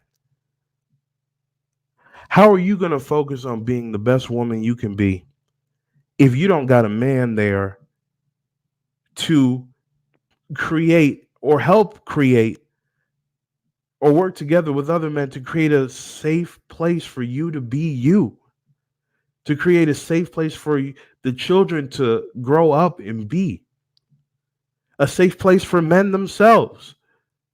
We build that. We don't expect the woman to go ahead and build the fence with us. It's cute when we see you pick up the hammer and the nail and you pass it to us, or you try it yourself. We appreciate that, but we got it. But see, you won't have brothers that have it, and you're already seeing brothers that don't got it right now because they are men in only form and not in function. Again, the inability to gain and maintain power is an effect of emasculated men. See, an emasculated man is not assertive. An emasculated man is not presumptive. An emasculated man does not take initiative. An emasculated man sits there and waits for something else to happen or someone to do something for them. An emasculated man will sit there, like I said, at your crib all day and eat your food while you go out and work. You, the beautiful woman that you are, the wonderful women, supportive women, the deep women, the intelligent women that you are, going out doing your damnedest because you love him, because you want to build with him, but he don't got the fire. Like I said, he ain't got it. He's been emasculated. You look at him, you go to work every day, and what happens? Every time you look at him when you go to work, you see him sleep. And that resentment grows and grows and grows. And to the point that the side of him disgusts you.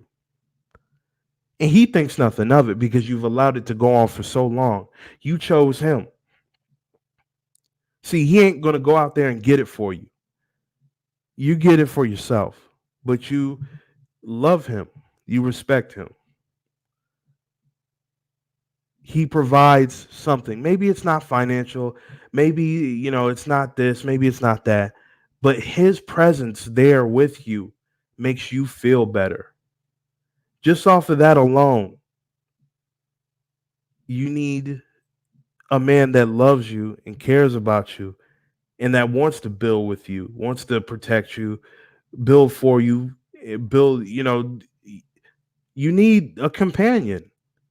You don't need a hunk of attractive flesh that can pin you down every now and again. You're not going to be able to get that if our men are emasculated. You get the death of culture. You get the death of culture. See, if you don't have masculine men to be there, to make sure nothing happens to you, to make sure that no one kicks down your door and drags you out of the house in the middle of the night, to if you don't know if you're going to be safe when you close your eyes at night, you're not going to be able to pass down culture. We all know women pass down culture in families and societies and communities. Men protect and maintain a situation, an environment so women can do that.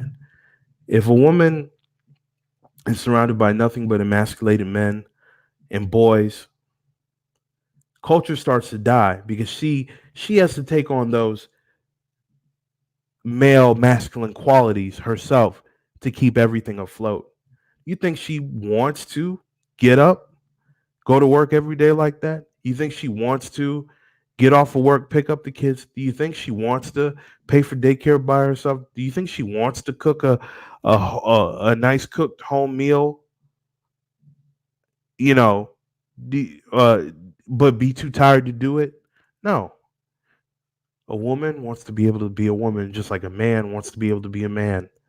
And we see how delicate our community is and our culture is when one half of the whole is being killed off.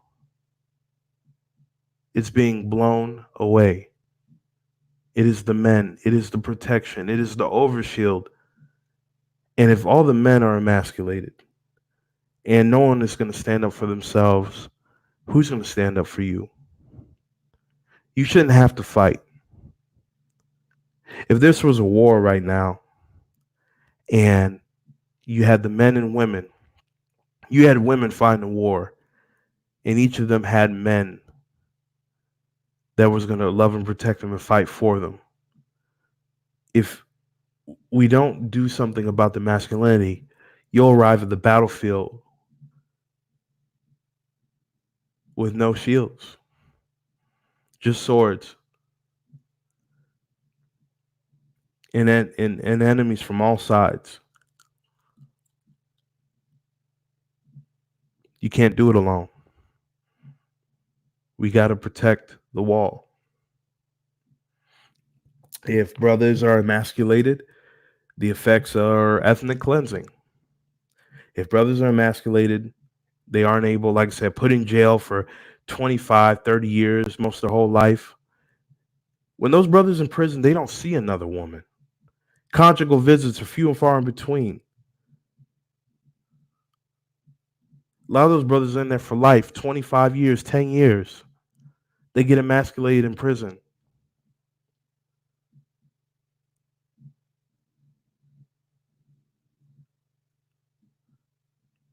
Think about that. All these different things are happening. The men can't get next to the women, and the women can't reach their men. An emasculated man only hastens the destruction of the community to the point where there will be no community. If you can't get to a brother, you're gonna marry out. Let's say have children with people outside the community, and then your community ceases to exist. There'll be no more black people, no more native blacks, because the man wasn't there to stop that bullshit, to protect and provide an environment, and to feel love and be a part of that environment. Not just the soldiers. They're not just the warriors, but they're the kings too. They're warrior kings. They do them both. Everything is crucial. And of course, one of the effects that we see is the shortage of quality men. You see these young men acting very, very emotional, acting like you. See, you need a counterbalance. If you're a logical chick, maybe you want an emotional guy. If you're a logical brother, maybe you need that emotional balance to that logic. So you both are two halves of a whole. But if brothers are emasculated, they're acting just like you. They get, you know, have catty situations just like you. They're looking at things just like you instead of looking at things from a different perspective and being able to comfort you when you can't seem to do it yourself, and vice versa. We need each other. And then the dots are for etc. And I've already explained why though. Why though? Why are they doing this?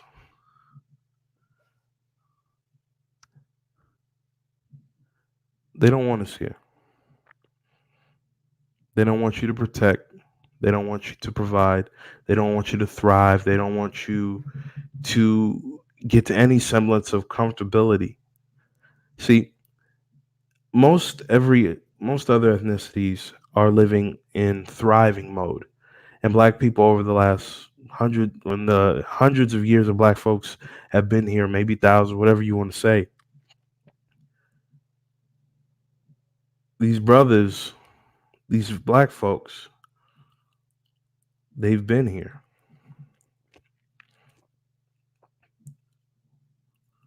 And they don't want it. Again, like I said, it's based in genetic survival. And I guess the question is, why would, if we look at the dominant societies, ideas of masculinity, wrestlers, they're masculine in Western society, ball players, all these other things, other masculine examples, drill sergeants, soldiers, all these different things. In people, the black male form is one of the most, if not most masculine form of male on the planet. And if you don't look like that, if you're the polar opposite of that, that could affect your genetic survival. And maybe they feel, perhaps, that in order for them to feel good or gauge how well they're doing in life, they need to see how bad the community and brothers are doing. Maybe their happiness is contingent upon our misery or lack of success. Perhaps. Perhaps. I know. And then what can we do about it? Like I said, we always want to give and provide solutions. So what can we do about it? These are just a couple of ideas I think that could help us retain, grow, and not be ashamed of black male masculinity and stop the genocide. One, truly exercise your faith in the Most High and believe. I definitely have to give praise to God on this one, because honestly, this whole presentation, this whole idea was inspired by God. So I would say that if you exercise your faith in God, you believe in His Son, then a lot of the things, a lot of the sort of situations that most men or other people would, be overcome by, you can overcome them because He's overcome the world. So if you're having faith in the one person, the one being that's overcome the world, then you too can do the same. So that can always help us keep, maintain, and grow our masculinity and protect us, the men. Individually define ourselves with a on-code collective mindset and principles to undermine one another. Principles to not undermine one another, aka have your own personal code and don't compromise yourself. And if you see someone trying to compromise someone else, don't do anything that would hurt your brother or your sister like that. Don't compromise your mindset and principles. It ain't about you getting yours. You gonna get yours, but don't step in the way of someone else getting theirs. No obstacles. You shouldn't. If you're gonna receive an obstacle, it ain't gonna be by a brother, and we all got to be on that. Recognize when it's time to lead and when it's time to learn. A lot of things about brothers, a lot of them have been deprived of masculinity, and they get to a point where, they feel in their heart they should be leading, but they're not there yet. They're lacking something. They don't have it. It's okay. There are times when you need to learn, when you need to peep game, analyze it, think about it, put it in your psyche, in your heart, and execute on it. But most of the time, there's very few people that ever lead forever. At times, you're going to be in the front, and at times, you're going to be in the back. It's okay. Understand that during those times you're not leading, you are preparing yourself to lead again. And the times that you are leading, you're not greater than those that are following you. You're only as great because they follow you. Treat brothers and sisters with respect and be upfront with your intentions. Brothers, in order to increase your masculinity, you must be consistent. If you make a promise, you keep that promise. And if you know you can't keep your promises, don't promise anything. Be respectful of brothers and sisters' time, their money, their hearts and intellect, and don't bullshit. Don't beat around the bush. Be tactful, but be upfront. Be direct, be assertive. And people may not like you after you say or do what you do, but they will always respect you because you kept it upfront and honest with your intentions. And if everyone does that, even if we don't like each other, we can learn to live and thrive with each other. Practice financial literacy and trust building in order to aggregate individual and collective power of all sorts. So, brothers need to figure out how to run a household financially, how to build alternative revenue streams, how to save that money, how to invest that money, how to use that to buy land, increase investment, use that as to aggregate individual and collective power. So that, you know what, I do live in Gary, Indiana, and the cops are crazy. The cops are crazy. Niggas getting shot, people dying, people getting busted, people getting drugs planted on them. You know what? We've been doing a lot to increase and better our community. We have a group money pool. You know what we're going to do? We're going to find a candidate and we're going to run this candidate. And we're going to run them with the agenda that we want to protect our people. We want fair courts and judgment. So what are we going to do? We're going to take that money, use it for ad dollars, start organizations, get kids grants, get them into the police forces, get them into the police stations, start infiltrating all the areas that we are barred from or that we're not in or that hurt us, and find a way to make them just from the inside out. We need to trust each other in order to build that power. See, there's a lot of small pocket individuals that got power in the community, but collectively we have nothing because we aren't able, for one reason or another, or we haven't figured out how to work with one another. And that comes from trusting one another. I know that slave mentality that prevents a lot of that trust building, but we got to work past it and we got to do it. And lastly, create an environment that protects, uplifts, nourishes our children, women, and our community. Absolutely. We can just simply be men and not falter when things get hard or when situations that would frighten other people come upon us. We got to protect our women and our children. We got to uplift them. We got to nourish them because they need us. And without us, they are open and free to the elements. The wolves will feast wholesale without us. It was never their role to fight. It's not a woman's role to fight other men. It's not a child's role to fight other men. What happens when an invading army comes and fights a group, a village, and all the men go out to fight? What happens to those women and children that are there while the men are fighting? They're there praying, waiting, and hoping that their men come back to them, that their men have protected them.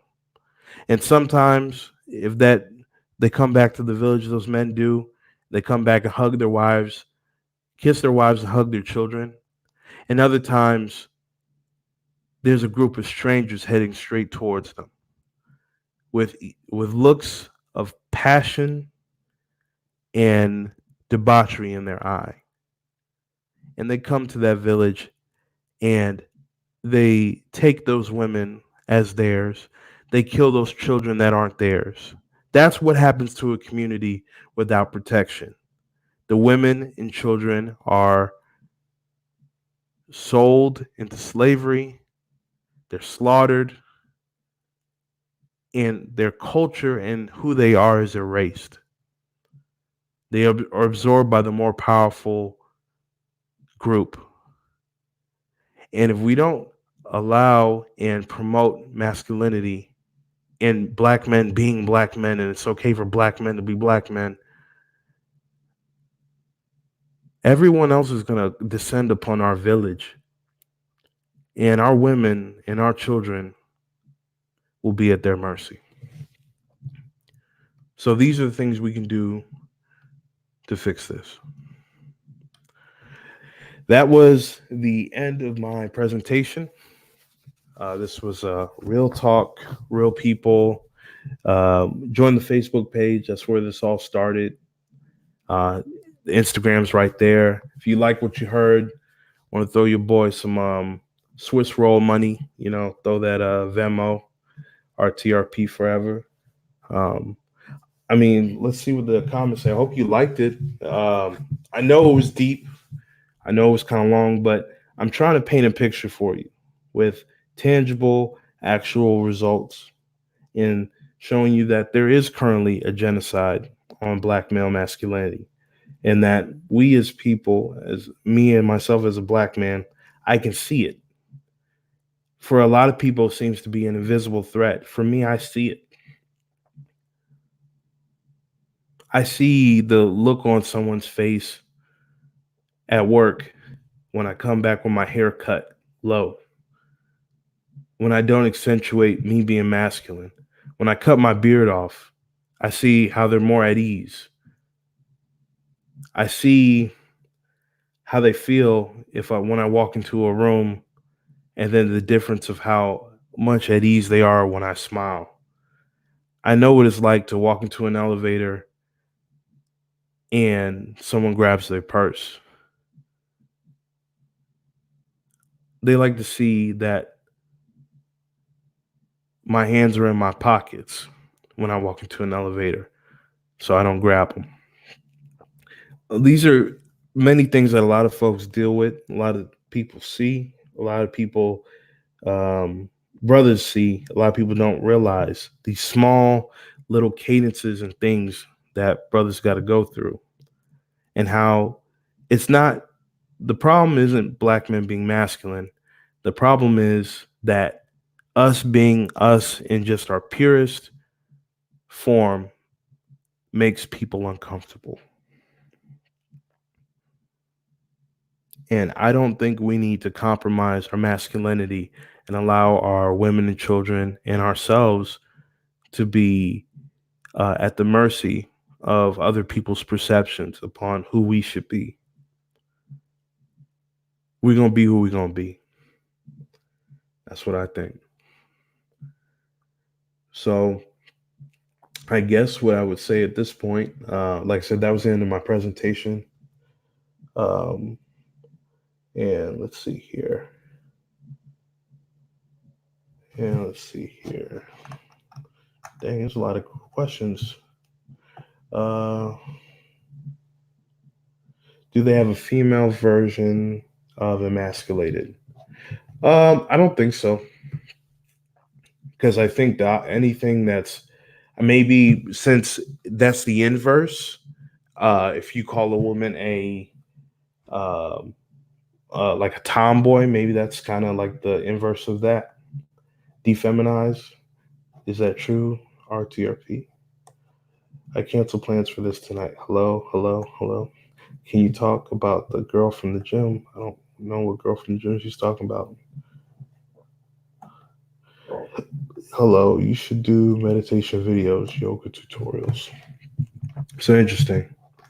So, does anyone want to come on the panel? If anyone wants to come on the panel, talk about it, I can throw them the link.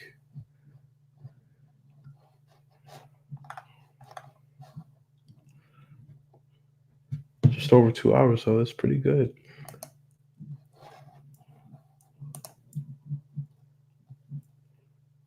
Oh, they wrong for that. They're wrong for that. My ad for this particular video, which I requested yesterday, just got approved literally just now. Just as things are, wow, they're funny. They're really funny. Wow. They think they're slick.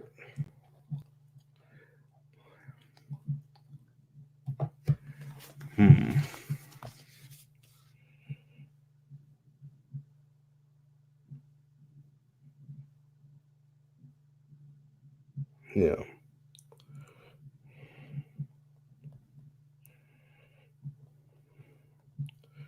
I can see a couple of people are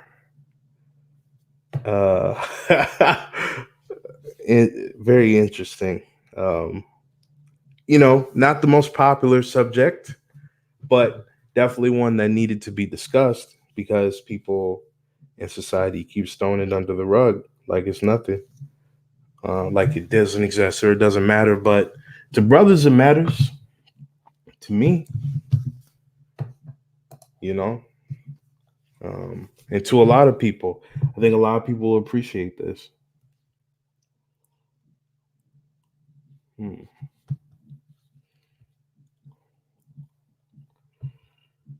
And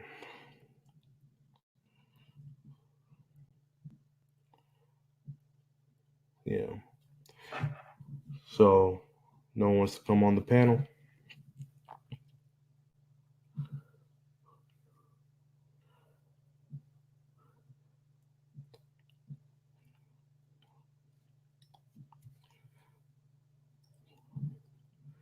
No one wants to come on the panel. I guess not. Okay. All right. This is the end of our play. Yo. All right. So yeah, that was the presentation.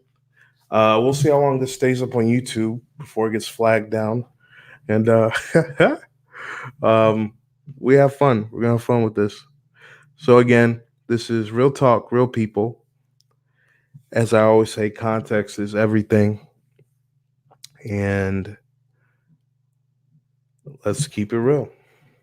Again, don't forget to like, comment, subscribe. I appreciate you guys. Thanks for hearing me out. Be safe.